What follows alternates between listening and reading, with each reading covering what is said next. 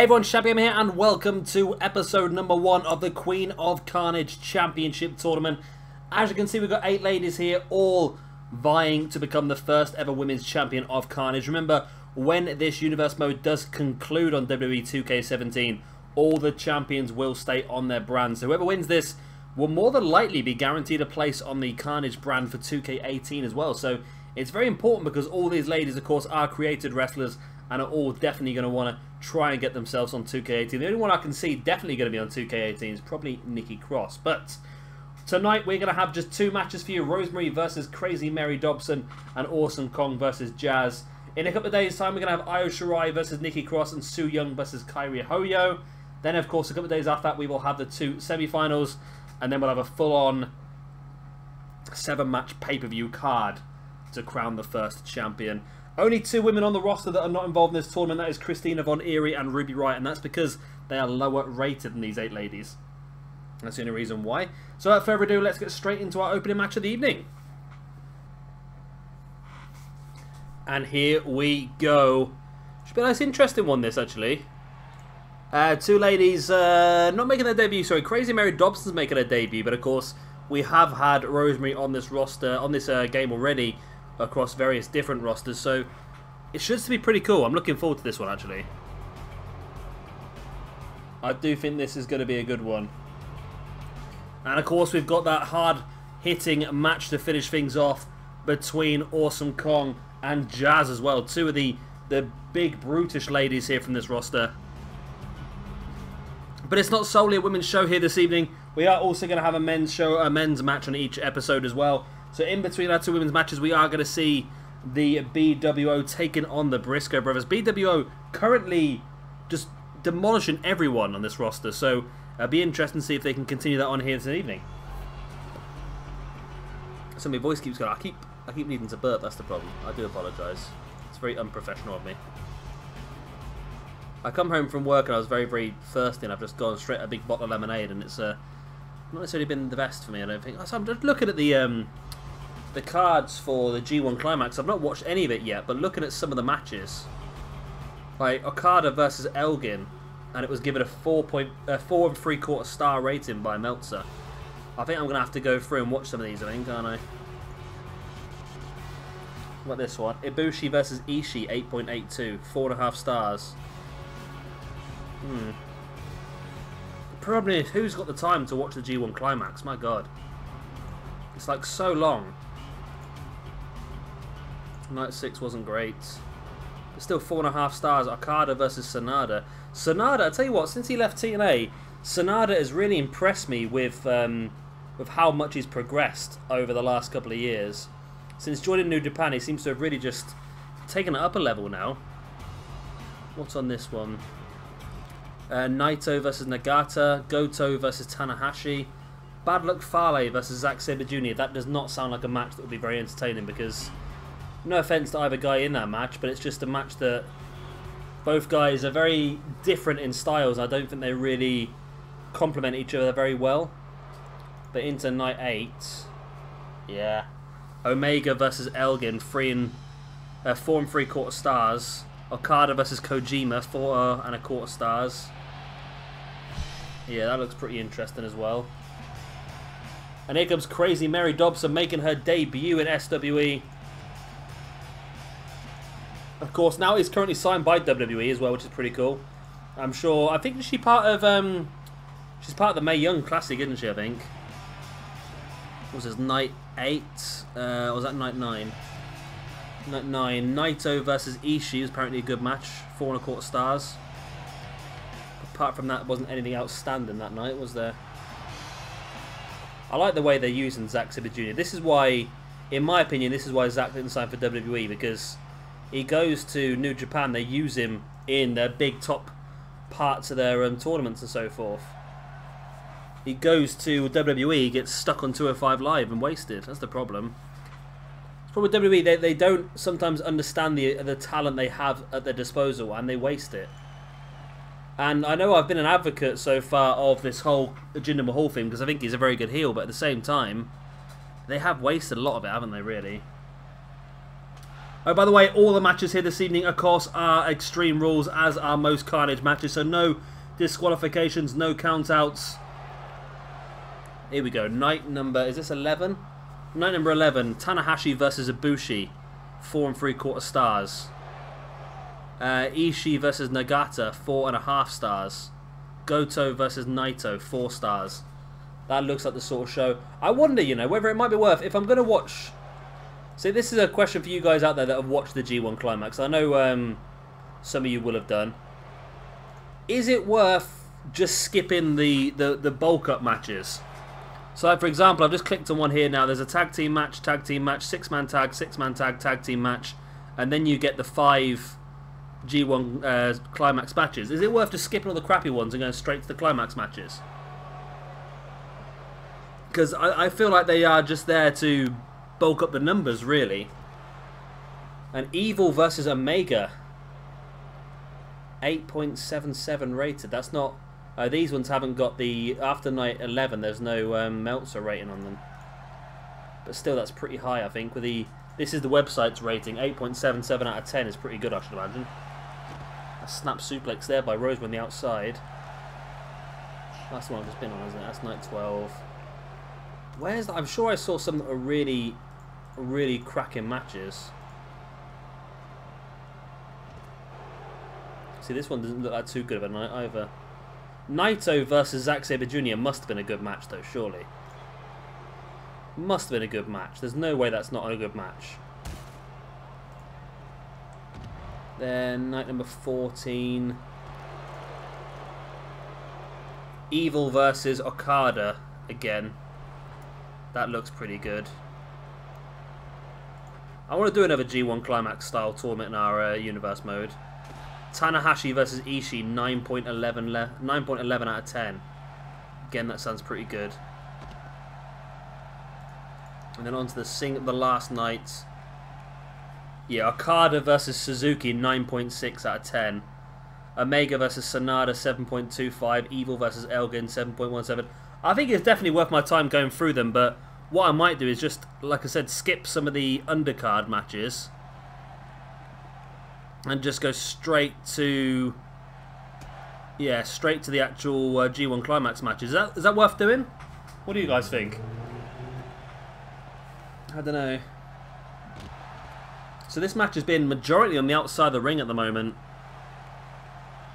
Both these ladies really just demolishing each other at this point in time.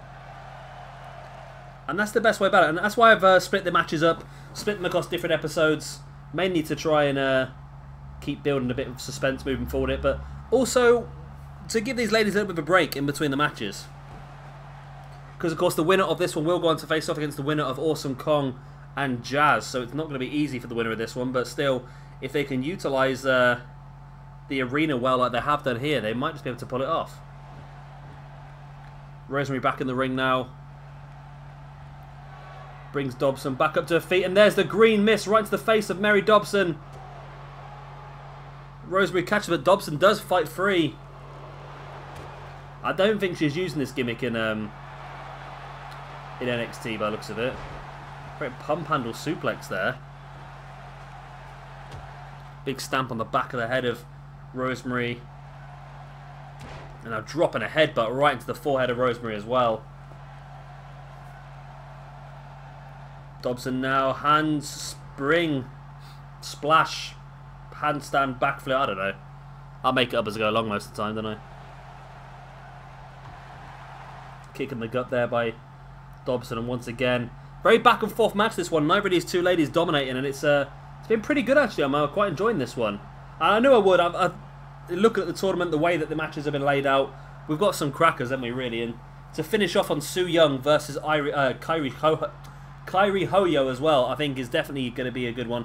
I don't know why I'm sort of annoyed at myself that I miss Hoyo off the original draft. I'm going to have to start listing down a few names for our 2K18 draft, I think, off the bat. Because I think what we're going to do is we're going to try and do a draft. I can't promise this. Myself and PJ Toby are going to try and do a draft very early into 2K18, but it's difficult with our work schedules because he works weekends and I work weeks. So to try and organise us to both be available and do the draft is tricky. So we're going to try and do it as soon as we can. But because it's going to be a little bit early on, we're not going to have a lot of the cores available at that point in time. So what I plan on doing is drafting some of the... We'll draft everyone on the game, of course. And we're also going to draft some of the more obvious ones that we know we're definitely going to use. The likes of Okada, Omega, the Bucks, Cody Rhodes, Tanahashi, Naito, Zack Sabre Jr., Will Ospreay. All those sort of guys will get drafted, but they'll probably just be... They won't be available until we can get the core for them. So we'll draft them still onto the roster, so they are locked into a show. But like I said, we won't use them until we've got a decent core for them. So I might start listing down names now for people that are definitely going to be good enough to use.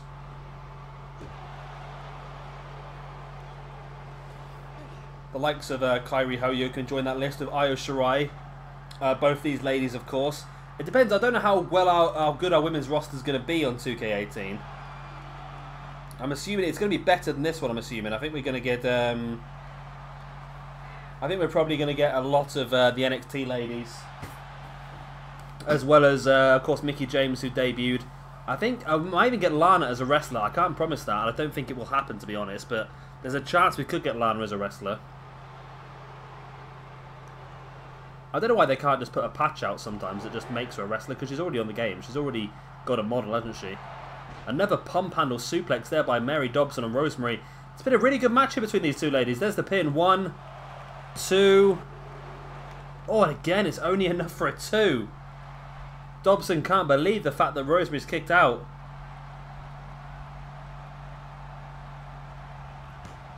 And again, there's that handspring backflip splash thingy-majig. Dobson now just forcing the knee of forcing the face of Rosemary right into the mat of her knee, should I say.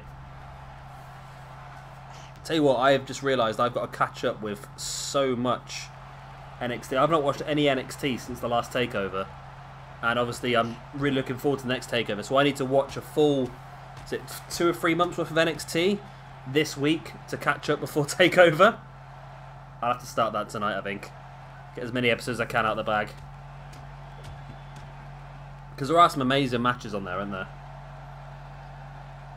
And a build-up as well. I want to see some of the new people. I've only ever seen Aleister Black wrestle once so far, and that was, of course, at TakeOver.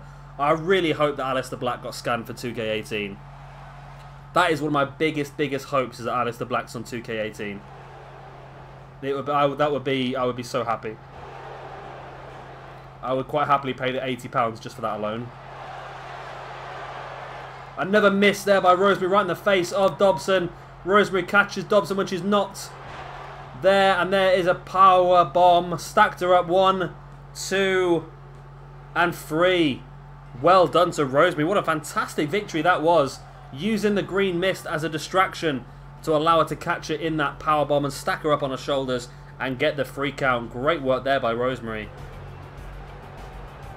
It was a really good match, actually.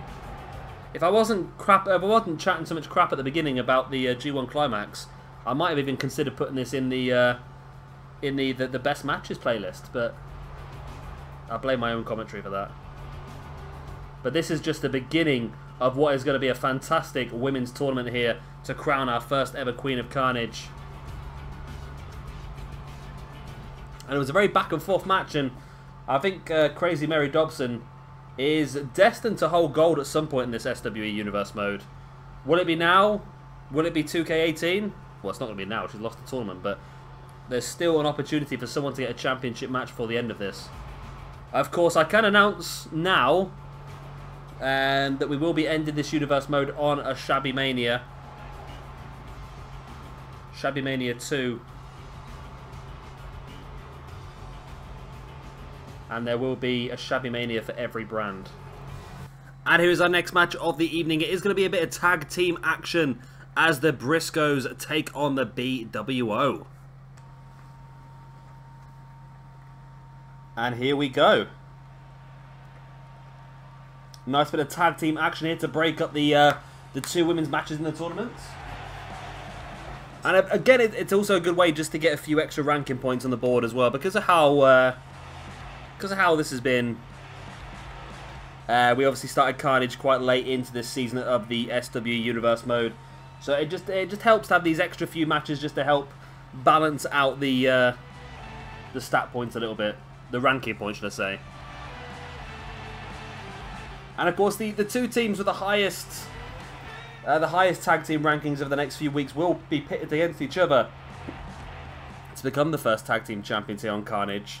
Of course, the Briscoe Brothers brought a very high score with them over from Adrenaline, whereas the Blue World Order, the BWO, have actually been very good and got a couple of big victories over the last couple of weeks. Oh, I've not done the entrance correct, have I here? I was supposed to give them the full... I'm sure I did it. I'm sure I did it. I'm sure I gave them the NWO entrance. I'm sure I did. But there we go. So in this match is going to be Hollywood Nova and Stevie Richards. And the Blue Meanie is going to be at ringside. Hollywood Nova, of course, is the Hulk Hogan of the group. And you've got Big Stevie Cool, who's the Kevin Nash. And the Blue Meanie, I think the Blue Meanie's supposed to be Scott Hall, but, you know. It is what it is, I suppose, isn't it? It is what it is. Yeah, I'll have to get this all changed when I this entrance. There you go, it says in the back. Big Stevie Cool, Da Blue Guy, and Hollywood. Yeah, Da Blue Guy. That's supposed to be Razor Ramon, isn't it? Not the Razor Ramon, but Scott Hall. The bad guy.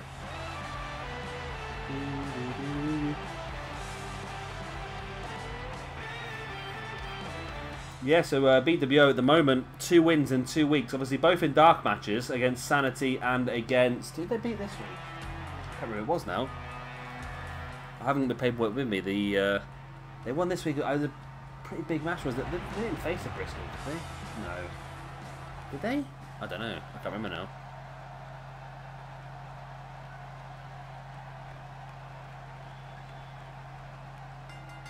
Bell goes and we are underway. Then Nova and Jay Briscoe to start things off, and Briscoe straight away with a DDT. As we get to look at the nice back of Blue Meanie through this match by the looks of it. Blue Meanie, of course, was completely screwed over by JBL, wasn't he, at that at One Night Only, wasn't he? The ECW pay-per-view in WWE. It was an amazing pay-per-view. It was a great idea in what they did, and the way that it ended with Rob Van Dam winning the championship and all was fantastic. But yeah, I hate JBL. I think everyone does, don't they, really? And I'm still a bit unsure with Mauro Ranallo coming back to NXT. It makes me wonder what did happen, because was it JBL that was the problem, or was it the schedule that was the problem? Because of course now working NXT means he's only working one night every 3 months. So it's a tricky one to sort of figure out, isn't it? And I wonder, because he had left the company, so his contract had expired, or was he just still having time off? I don't understand what it all was, but back on NXT now. But I still hate JBL. I always have done. There's just something about him. He's such an arrogant git, and I think he believes in his heart and his brain that he is a lot bloody better than what he actually is. He is not that good. He never was that good. JBL was the sole reason I stopped watching wrestling in the early 2000s. Because I hated the whole JBL as the champion. Oh my god, it was terrible. It was really, really bad. Dark, dark times for me in WWE. And I think a few of you might be getting your wish as well, because it looks like Jinder Mahal is going to be losing his championship at SummerSlam, surely. You don't walk out of SmackDown and lose a championship match against Randy Orton. You lose a non-championship match to Randy Orton, who's not even involved in anything big. It just doesn't work, does it? Who's he got? Is it Cena versus Corbin? It's Randy Orton versus Rusev, which is a real rushed, made-up storyline. And why on earth they gave Orton the victory? Because now Orton's got a pinfall victory over the champion. Surely he should be getting a championship match, which we don't want to see. I don't know what's been going on at SmackDown. I really don't. Orton getting that win over Jinder Mahal made absolutely no sense whatsoever. But there you go. That is WWE for you, and that is SmackDown. SmackDown Live, which only 12 months ago was the premium brand in WWE, has now all of a sudden become the embarrassing brand, and Raw has quickly taken over I'm afraid. As in comes Hollywood Nova. And some good teamwork here by the Blue World Order. And if they pulled off another win here, then you'd have to fancy them as heavy favourites to win the championships on this brand, wouldn't you? You really, really would. Nova, what are you doing, Nova? Oh my god, the pathing of these guys is absolutely awful sometimes. Nova heading up top. Drops down as he saw Mark Briscoe there stirring. Briscoe now just dropping Nova across the ropes and just forcing his chest across the ropes while he's got his face right in Stevie Richards' face. Briscoe now looking for the Fisherman's Driver.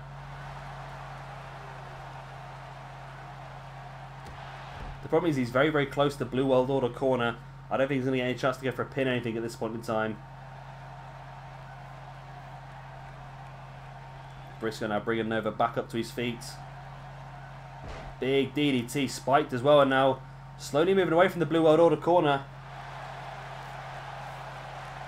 And is he in a tag? No. Decided to go back to his partner's corner for a little bit of a taunt.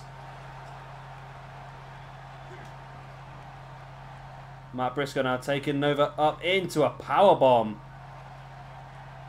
Jackknife powerbomb there on Nova, now bringing Nova back up to his feet once again. Up on the shoulders. Well, Nova breaks free into an execution style DDT. And again, Nova's pathing is just hilarious, isn't it? Big splash by Nova.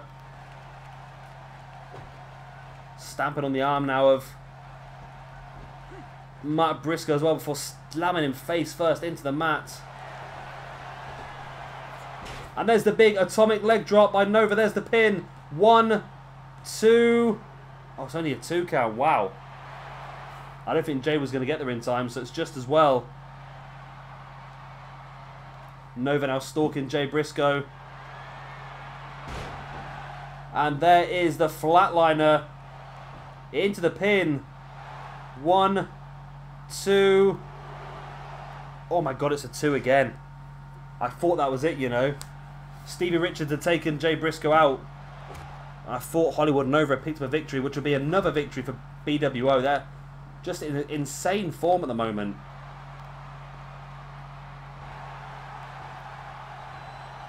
Nova flips at the back into a running bulldog.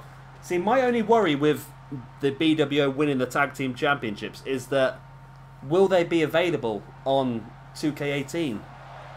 And that's my worry, because obviously all the champions are going to be guaranteed a spot in 2K18, and I just don't know how readily available the Blue World Order is going to be to get. So if they do win the championships and we can't get hold of them within a certain period of time, then we probably will have to vacate the belts. But it's up to the... well, we're going to see how the game rolls, I suppose. Fisherman's Buster once again there by Mark Briscoe, but again just so close to the BWO corner. As now Nova up on his feet as Mark Briscoe has him up on his shoulders. What's he looking for here? Oh, the inverted Death Valley driver. My god, what's the point of pinning him there?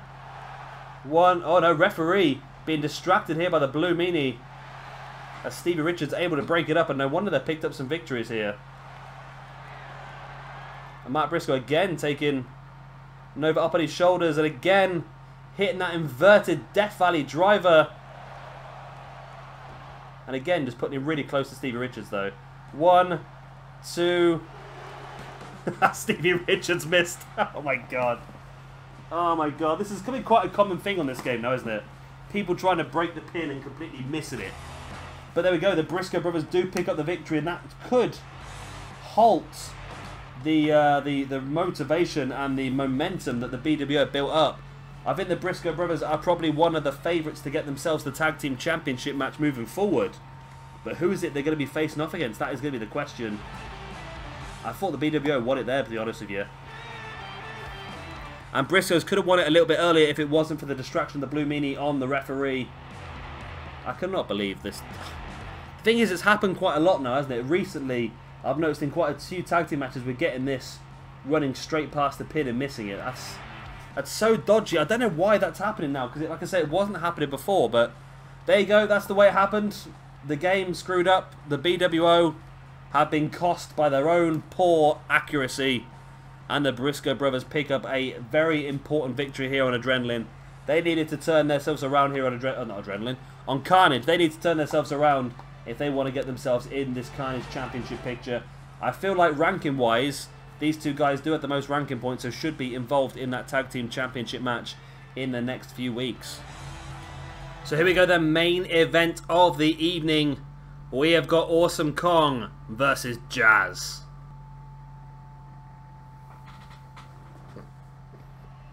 And here we go. Now, of course, Rosemary versus Crazy Mary Dobson was a fantastic way to start this tournament off. Can Jazz versus Awesome Kong keep up that fantastic run of matches? And again, two ladies who are making their debut here in SWE. Neither of them have stepped inside an SWE ring before, so this is going to be interesting. I want to see how these two ladies get on. And of course, one of them will go on to face off against Rosemary in the semi-finals in a few days' time.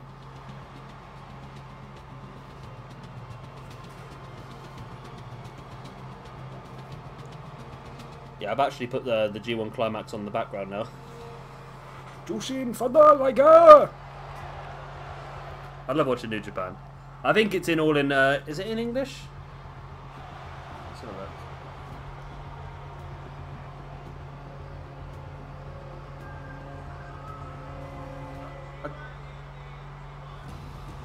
Oh, this night number 1's in English. I think it's the rest of the tournament though is all in Japanese. There's no English commentary in the rest of the tournament. I think apart from the final night, but that don't matter too much. Don't get me wrong, I much prefer SWE. I do prefer SWE. I much prefer New Japan now that they've got English commentary there, because I used to watch the whatchamacallit, the Wrestle Kingdom. I used to watch it anyway, but now that it's got the English commentary, I think it's a lot better. Don't get me wrong, when I'm going to get a lot of hate for this, I know I am, and PJ Toby, I've had this conversation with PJ Toby a few times. For me, JR was so out of his depth doing Wrestle Kingdom because he'd just done no research at all on what he was doing. And it was quite difficult to listen to be honest, and it was just such a good thing that Matt Striker was there, really, because Matt Striker really held that show together. If it wasn't for Matt Striker, I think that show would have been in trouble. But now, of course, they use the Ring of Honor commentators, which is pretty good. Of course, I think... No, one of them left Ring of Honor, didn't they, to become a full-time New Japan commentator, so that's pretty cool. So Awesome Kong, I believe, has lost quite a bit of weight over the last couple of years as well, since leaving TNA and having a little run with WWE, which obviously ended because of... She was pregnant, wasn't she? We actually saw Awesome Kong. Myself and PJ Toby went to see Awesome Kong in the UK a few years back. So weapons are being used very, very well here. This seeming... Oh, DDT by Awesome Kong on Jazz on the steel chair. And the women of Carnage here are proving that they're just as brutal as the men can be. But look at Jazz just straight back up and running STO on Awesome Kong. Jazz completely no-selling the weapon being bollocked for in the wrestling world, isn't he, at the moment? Leo Rush got powerbombed for a table and no-sold it. And some people are saying it's really good. Some people are saying that it's really bad for the business. See, for me, no-selling, I don't mind no-selling as long as it's used sparingly. Like it happens in PWG every now and again. Someone will do a high-impact move and their opponent will get straight back up. And I don't mind that so much. But it's when it becomes a bit too much that it becomes a problem, in my opinion. You can't be doing it too often. And I think there are certain things you shouldn't no-sell. And I think a powerbomb through a table might be one of those things, probably. I've just talked myself into it now, haven't I? As Awesome Kong here continue to dominate this match against Jazz, though. Oh, Jazz tripping Awesome Kong over. Now remember, we have another episode of the Queen of Carnage for you coming up in a couple of days' time. We will then see the other two first-round matches, Io Shirai versus Nikki Cross and Kairi Hoyo versus Su Yung. We've also got a Cruiserweight triple threat match on the next episode as well, between Psychosis, Super Crazy, and Juventud Guerrera. So that'll be worth a watch as well. And then, of course, a couple of days after that, we're going to have the semi-finals of the tournament alongside a match between Minoru Suzuki and Hayabusa. And then, of course, a couple of days after that, we're going to have, it's next Saturday, we are going to have the finale of this tournament, which will end up in a 7-match card. We'll have quite a few women's matches on there to showcase the talent, and of course a couple of men's matches on there as well. Got some good matches actually already penciled in. I've got Christina Von Eerie versus Ruby Riott in a tables match, because those are the two ladies that weren't involved in the tournament. We've also got Eric Young versus Chris Hero penciled in as well for this King of Carnage as well. So it's a pretty cool little run-up actually. Of course, the final will be the main event will be the final of this tournament. Belly to belly slam on the outside there by Awesome Kong. Now bringing Jazz back up to her feet. Kong sending her straight into the timekeeper's area now. And a running SDO by Awesome Kong on Jazz. Didn't Jazz use a submission finisher, I think, didn't she? And Awesome Kong uses the implant buster. It's amazing to me how much these ladies use weapons, to be honest. Now, I wouldn't expect the other two matches in a couple of days' time to use the weapons as often. Maybe, though. Half and half, I think, maybe. I think Nikki Cross might use the weapons against Io Shirai, and Su Yung potentially against Kairi Hoyo. Although I feel like Io Shirai and Kairi Hoyo would be very much along the ladies who would probably try and do the majority of their work in the ring. But then again, if the weapons are there, why not take advantage of the situation, I suppose. Pin here by Awesome Kong on Jazz. 1, 2... Oh, it's almost a 3. See, Jazz did not have a lot in the locker there when she kicked out, and I don't think I've ever seen Jazz be dominated this much in any match ever in the past.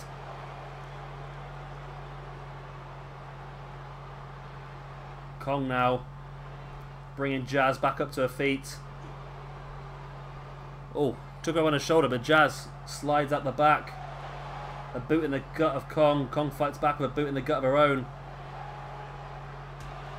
Big headbutt right to the shoulder of Jazz.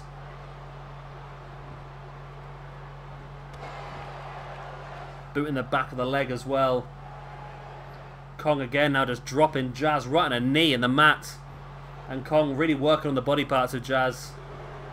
2 count there by Kong once again. Jazz still able to hold on. Surely Kong's got something big in the locker that she can finish Jazz off with here. Oh, big right hand. Kong rolling Jazz over. There's the pin. 1, 2. Only a 2 count again. Jazz with barely anything behind that kick out.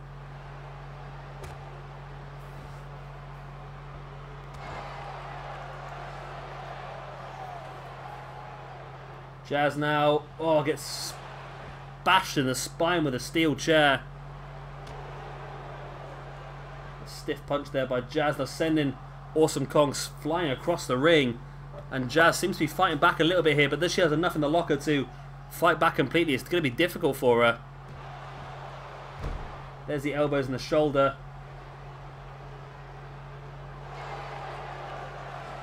And Jazz again just backing away into that corner. Stalking the grounded Kong. And Jazz locking in an SDO, and you know what? This could turn the match around, you know. It does. Wow, Awesome Kong's dominated this match, but Jazz locks in one big submission and steals the victory. Wow. Wow, wow, wow. Awesome Kong falls at the first hurdle. And Jazz using her experience there, soaking up all the damage, barely making it through a couple of big impact pins. But eventually it just took that one submission hold by Jazz to get the win here over Awesome Kong. That is very impressive.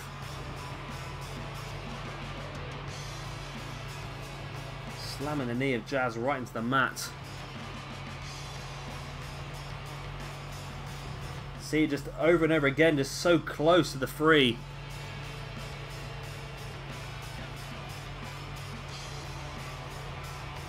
And again, the little life that Jazz kicked out of this. Look, just barely got a shoulder up, and then Jazz locking in the SDO. It's not the SDO, what am I on? STF, what am I on about? And Kong just couldn't reach the ropes and had to tap out. And even if she did reach the ropes, it's no disqualification. So there we go. We now know that our first semi-final in this tournament will be Rosemary versus Jazz. And that'll be coming up for you in 4 days' time. But in a couple of days' time, we're going to have a second of the episodes of the first round matches. Like I said, Io Shirai versus Nikki Cross, Psychosis versus Super Crazy versus Juventud Guerrera in a triple threat, and Kairi Hoyo versus Su Young for the other semi-final. So guys, I hope you have enjoyed this episode of the Queen of Carnage. If you have, of course, please do slap the like button, and of course, if you're new around here, hit the subscribe button as well. I've been Champion Gamer, thank you very much for watching, and I'll see you all in a couple of days' time for some more.